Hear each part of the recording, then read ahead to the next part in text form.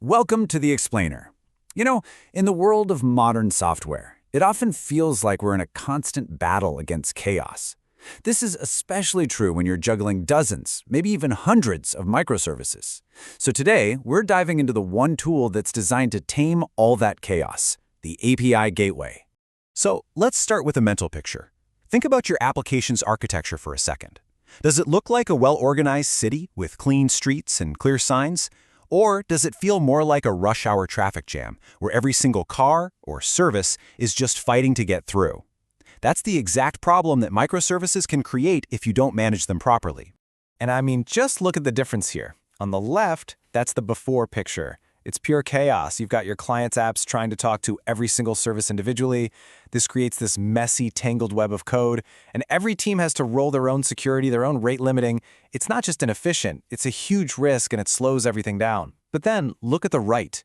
The after picture is so much cleaner. There's one single gateway, one entry point. Everything is simplified, and all that crucial stuff is handled in one central place. So how do we get from that chaotic traffic jam to the nice, orderly city? Well, we do it by putting up a single central gatekeeper. You can think of it as the one and only digital front door for all of your services. Okay, so let's get the official definition on the table. Microsoft calls it a centralized entry point that acts as a reverse proxy. Really, all that means is it has two big jobs. First, it routes requests. It tells the traffic where to go. And second, it handles what they call cross-cutting tasks. That's just a fancy way of saying all those repetitive but super important jobs that every service needs. But yeah, put simply, the API gateway is the only way in. If a request wants to get to any of your internal services, it has to go through this single secure checkpoint first. There are no backdoors, no exceptions. Now this front door isn't just a passive checkpoint. Oh no, it's actively working for you.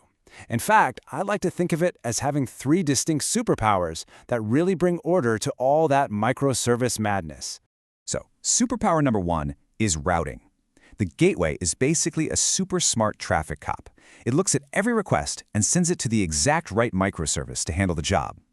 Next up is aggregation. This is huge for performance. Instead of your app making, say, 10 different calls to get all the data it needs, it just makes one single call to the gateway, and the gateway goes and gathers everything up.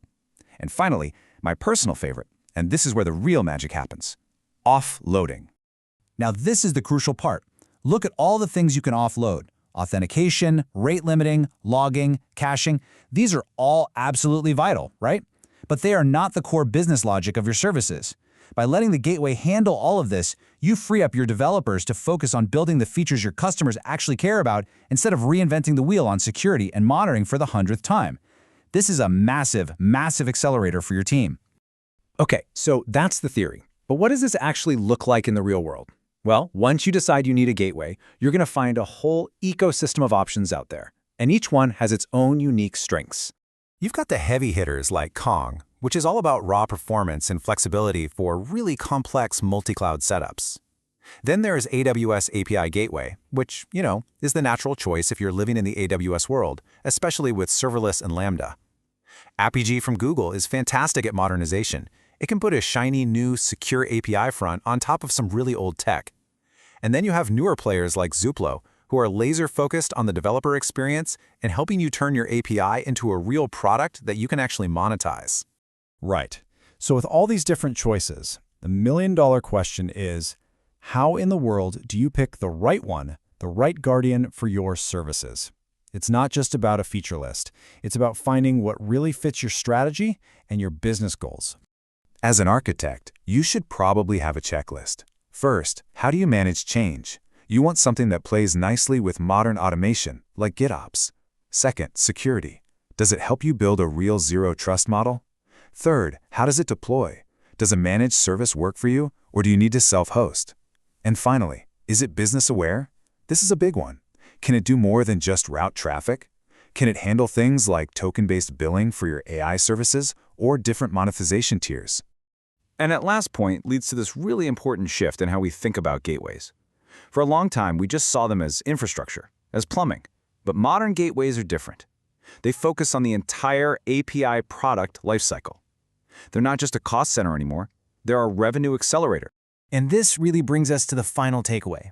An API gateway, it always starts as a technical solution to a technical problem, to chaos. But its role can grow into something so much more strategic. So the question I want to leave you with is this. Is your front door just there for security, or could it be the front door to a whole new business opportunity?